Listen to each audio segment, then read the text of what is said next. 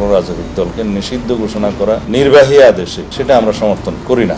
রাজনৈতিক দল নিষিদ্ধ করার পরিণাম ভবিষ্যতের ভয়ঙ্কর চর্চায় রূপ নেবে এমন মন্তব্য করেন বিএনপির স্থায়ী কমিটির সদস্য সালাউদ্দিন আহমেদ। তিনি প্রশ্ন তোলেন, স্বৈরাচারের সঙ্গে যুক্ত ২৮টি দলকে নিষিদ্ধ করতে হবে, তাহলে এই নির্বাচন কাদের নিয়ে হবে?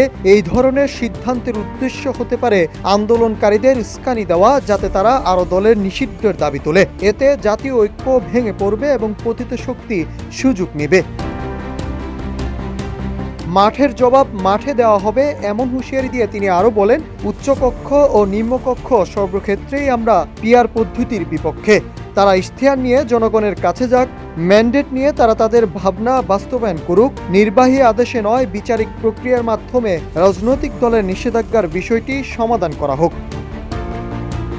Nahid Hasan, news desk, Ittefaq.